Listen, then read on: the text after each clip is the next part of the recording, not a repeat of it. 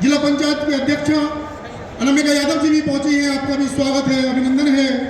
अब मैं आमंत्रित कर रहा हूं श्रीमान डॉक्टर कमल मलिक जी को कि वो आए, बहुत ही संक्षेप में।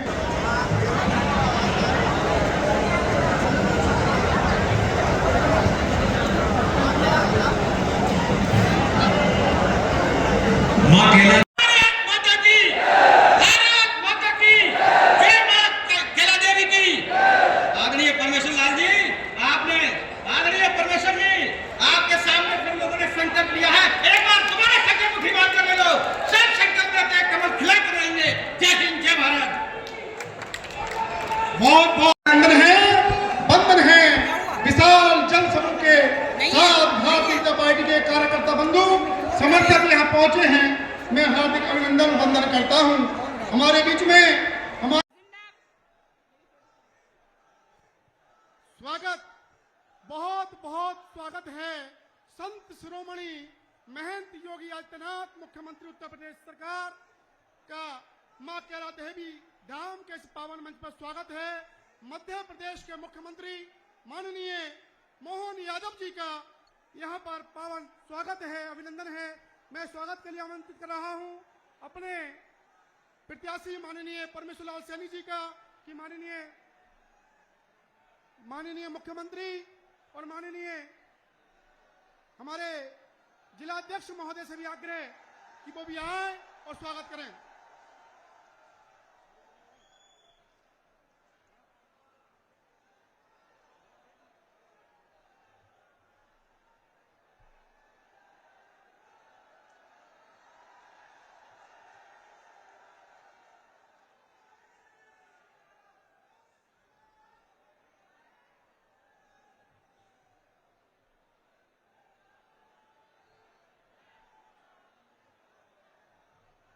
अब मैं आमंत्रित कर रहा हूं अपने लोकसभा के प्रत्याशी माननीय परमेश्वर लाल सैनी जी को कि वो आए और वोट की अपील करें। माननीय परमेश्वर लाल सैनी जी।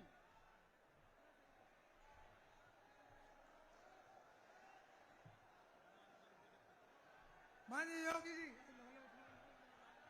पूरे देश के अंदर विश्व की सबसे बड़ी पार्टी भारतीय जनता पार्टी, और खास करके मुझे इस बात को कहने में भी कोई गुरेज नहीं है। आप तो इतनी बड़ी संख्या में हैं और आपकी इतनी बड़ी आबादी होने के बावजूद भी जिस प्रकार का माहौल बना है, हमारे लिए तो सौभाग्य की बात है कि आज इस पूरे वर्तमान के युग में हमारे अपने मध्य प्रदेश में, जहां से मैं आता हूं, मेरे पूर्वज तो आजमगढ़ से ही गए थे, इसलिए अपनी धरती पर आने का सुख भी महसूस करता हूं कि अपने लोगों से मिलकर आनंद करूं। लेकिन ये भी धन्यवाद देना चाहूंगा भारतीय जनता पार्टी को, जिनके माध्यम से हमारे अपने उज्जैन में, जहां से मैं लड़ता हूं, वहां तो हमारी 500 की आबादी भी नहीं है, लेकिन एक यादव बंधु को उठा करके शिक्षा मंत्री और फिर मुख्यमंत्री का गौरव देने का ये भारतीय जनता पार्टी का आशीर्वाद है। यह आपके माध्यम से मैं इस बात को कहना चाहूंगा कि आज वर्तमान के युग में भारतीय जनता पार्टी के पक्ष में कोई बात करने के लिए इस बात का ज्यादा वजन मिलता है कि हम जो कहते हैं, माननीय मोदी जी जो कहते हैं, माननीय योगी जी जो कहते हैं, वो करके दिखाते हैं। इसलिए सबका साथ सबका विकास ये खाली बोलने के लिए नहीं, इसको करके दिखाने के लिए। अभी चुनाव हुए थोड़े दिन पहले विधानसभा के, वो 3 राज्य हम जीते, तीनों में से एक छत्तीसगढ़ हमने आदिवासी मुख्यमंत्री बनाए, श्रीमान विष्णुदेव साय जी, ओबीसी वर्ग से मुझे मौका मिला, और उसके बाद हमारे राजस्थान में श्रीमान भजनलाल जी को मुख्यमंत्री बनाया जो ब्राह्मण वर्ग से आते हैं। लेकिन उल्टे कांग्रेस और समाजवादी ये बोलते तो सब रहते हैं, लेकिन कभी किसी को मौका मिला तो किसी के मुंह से ये आवाज नहीं निकलती है कि उनके घर के अलावा भी किसी को मौका मिल जाए। वो केवल घर में ही समेट कर रखना चाहते हैं। कोई सा भी पद हो, कोई भी सत्ता की व्यवस्था हो, केवल एक परिवार के बाहर नहीं जाने देना। अब सच्चे अर्थों में बताओ, ये क्या सबका साथ सबका विकास हुआ क्या? ये केवल वोट के लिए सारी चीज का उपयोग करेंगे, लेकिन वोट के बाद केवल एक परिवार का भरोसा करेंगे। मुझे तो बड़ा दुख भी हुआ मैंने जब सुना कि हमारे में से, मैं एक बार पहले मैनपुरी में यहाँ फॉर्म भरवाने के लिए आया था, तो यहाँ से किसी बड़े नेता ने टिप्पणी करी, कौन मोहन यादव हम नहीं जानते। हाँ बिल्कुल, आप कैसे जानोगे साहब, आप तो एक ही परिवार को जानते, बाकी से क्या लेने देना है, आपकी इतनी छोटी दृष्टि है। लेकिन मुझे इस बात का गर्व है, भारतीय जनता पार्टी इस बात का जवाब देती है कि किसी भी कार्यकर्ता को किसी भी पद तक पहुंचाने का अगर हिम्मत है तो श्रीमान नरेंद्र मोदी जी में है, श्रीमान हमारे योगी जी में है, जिसके कारण से ये जनसंख्या सैलाब अपनी बात करता है। और इसके साथ साथ केवल एक समाज परिवार इसकी बात नहीं, देश के लिए क्या जरूरी है, देश के लिए क्या आवश्यक है।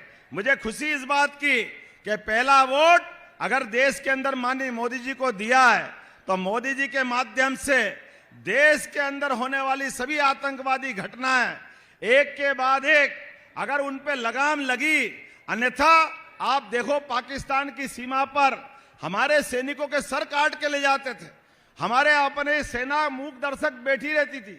कांग्रेस के लोग कहते हम क्या करें, ये तो पाकिस्तान का हाथ है, पाकिस्तान का हम क्या करें।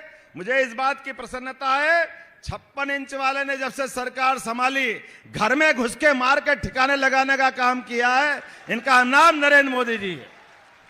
तब से लगा के आज तक आतंकवादी घटनाएं बंद हुई।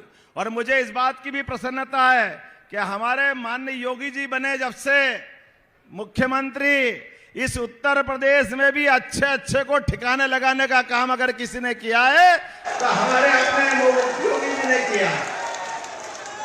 इतना बड़ा समाज वो चंद मुंडे अपनी मनमर्जी के कर ले, ऐसा कैसे हो सकता है। हम सब शपथ लेते हैं संविधान की, कानून और व्यवस्था की, तो कानून और व्यवस्था केवल शब्दों के लिए नहीं होते, इनको चरितार्थ करके दिखाना पड़ता है। यह इसमें पुरुषार्थ लगता है, पराक्रम लगता है, मन की सोच लगती है और मन की निष्कलंकता लगती है। मुझे इस बात की खुशी है, हम केवल बजरंग बली की जय नहीं बोलते हैं, बजरंग बली के सच्चे भक्त होने के नाते से बाबा जी और हम लोग ऐसे गुंडों को ठीक करके लगाते हैं ताकि अपना ये राम राज्य की सच्चे अर्थों में स्थापना हो। मुझे इस बात की प्रसन्नता है कि एक बार का वोट हमने देश की सुरक्षा के लिए माननीय मोदी जी को दिया है, दूसरे बार का वोट इस देश में कोविड का खराब समय आया था और खराब समय में आप और हमारी सबकी जान बची, तो उसका एक सबसे बड़ा कारण है उस समय माननीय मोदी जी ने सबको टीके लगा करके, हमने राम जी का काल याद करो जब संजीवनी बूटी लाए थे हनुमान जी। अब हम तो वो केवल पढ़ सकते हैं, सुन सकते हैं, लेकिन आप में से सब बैठे हैं, आप किसी की जान बचिए, आप अपने हाथ की बाहें उठा करके देख लेना, इसमें 2 छेद मिलेंगे, 2 टीके सबको लगे होंगे और हर टीके से आवाज आ रही है नरेंद्र मोदी जिंदाबाद, नरेंद्र मोदी जिंदाबाद। सबकी जान अगर बची है तो कोविड के कारण से बची है। मुझे इस बात को कहने में कोई गुरेज नहीं है कि देश का शासक वो जो समाज की रक्षा करे, देश की रक्षा करे, देशवासियों के प्राण बचाए।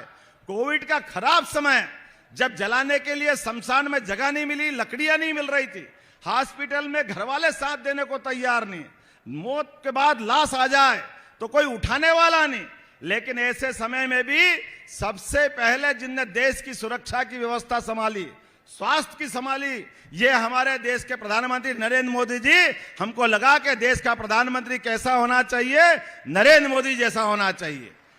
कोविड के कठिन काल के बाद हम सब जानते हैं अयोध्या में भगवान राम मुस्कुरा रहे हैं, तो किसके कारण मुस्कुरा रहे हैं, बोला जय जय श्री राम।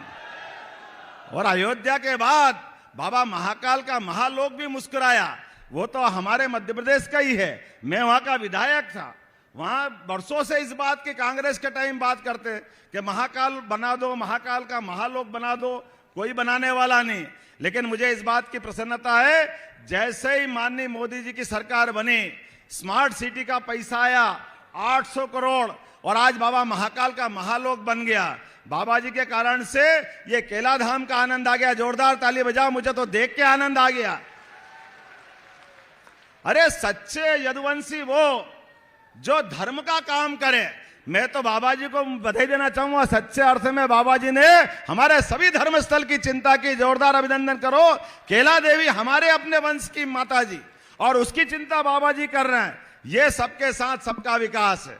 और अभी तो हम आगे बढ़े, बाबा महाकाल का महालोक का आनंद आ गया, बाबा विश्वनाथ का आनंद बाबा जी ने कराया।